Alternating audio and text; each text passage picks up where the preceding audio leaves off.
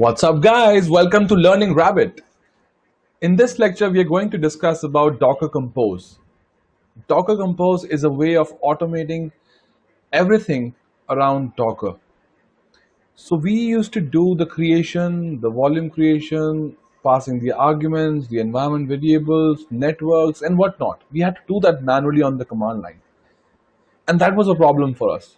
Let's see how Docker Compose can solve that for us. The first problem that it solves for us is it handles the creation and the restarts of multiple Docker containers. If one of your container goes down, or if multiple containers goes down, Docker Compose will make sure that they come up. You can specify this policy in your Docker file, Docker Compose file, and the restart will happen automatically. That's pretty cool. If you have multiple containers running on your system and you want to restart them manually, trust me, take it from my experience that it becomes really painful. Then you have log trailing. All Docker containers, they are logging. Whatever print statements that you have that you are outputting on your standard output, they're all being tailed directly on your command line using the Docker Compose. So as soon as your all services are up, you will see a huge bunch of logs coming onto your command line, and that gets pretty easy to debug rather than you just going and firing commands like docker logs and the container ID again and again. That becomes really painful. It also manages the resources such as networks, volumes, secrets, environment variables, and many more things. Even the ports itself. So you don't need to do port forwarding anymore. You don't need to do the volume creations, environment variables. All these things can be just written once in your Docker Compose file, and that will be taken care of by this file. And last but not the least, that we do repetitively. As soon as we do some changes in the Docker file, we used to build it again, we used to run it automatically. This thing is also done by Docker Compose. Let's see the structure of Docker Compose so you can relate what we have been doing and what has it become using the Docker Compose file. So this is how a typical Docker Compose file looks like. In the right section, I have copied a snippet from the docs.docker.com. Usually the compose files are usually bigger than this because you'll have a lot more services. But this is a nice small snippet to give you an example how you usually make a compose file. On the left side, I will show you the equivalent Docker commands that we used to do or run earlier. So the first part is the version. You need to specify a version at the top of your Docker Compose file. Here it is written 2.0, but I think 3.7 is what I have used. But I think there are more versions for that. You can check out all those versions available for your Docker Compose file from the docs.docker.com. I would specify the links in the YouTube's description as well. And now now that you have specified the version, let's start thinking about how we used to do earlier. We used to start making containers or running the containers. Here you run your containers like this. So these are your container sections. You can just name them anything you like. So I have named, the snippet shows that it has named it like web and Redis.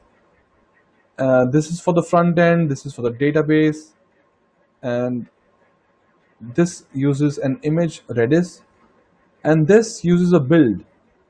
We remember that we used to build a Docker file. This is how we used to do earlier. And now we can just specify the build tag here, specify the directory. In this case, it is just the current working directory. So it has dot here. You can specify any relative path you like. So it works like this, just like the Docker build command used to work. But now it is quite concise and you can write it like this. What about volume creations? How we used to do earlier? We used to create volumes like this. So this is a way to create a named volume that we used to do on the command line. And now you can just specify that under the volume section. So here it is the named volume. I've named it log volume 01. And now how do we mount that? In the earlier ways, we used to mount it like this, using the -v option, specifying the named volume and then the mount point. Now you can just mount it to var log like this. So your named volume, colon, and then the mount point. Pretty simple. And when you wanted to mount an anonymous volume, for example, I wanted to mount my present working directory, so I could do it like this in the earlier ways. So dot, that is my present working directory, and I used to mount that to, for example, slash code. And now you can do it like this. Simple and still similar.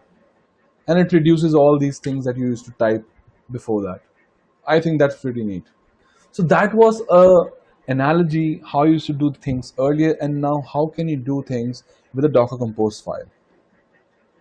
In the next lecture, we're going to look at how we can port our application, our REST Twitter hashtag monitor application using the Docker Compose file. And we'll see what all benefits that we reap when we use the Docker Compose file. It's going to be pretty interesting. I want you guys to come to that lecture, attend that lecture, watch the video till the end, and you'll know what all benefits Docker Compose gives you. So next time, if you have an office project, if you have a weekend project that you want to do, if you want to prototype things really fast, I would recommend that you use Docker Compose.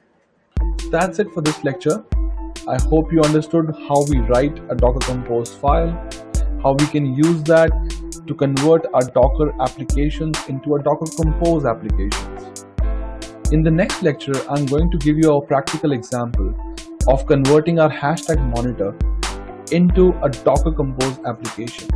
So don't forget to watch the next video, and don't forget to subscribe and like my video, share it with your friends. Keep learning, keep discussing things with me or your friends, and if you have any doubts, share it in the YouTube's comment section. I'll see you in the next lecture. Till then, bye bye from Learning Rabbit.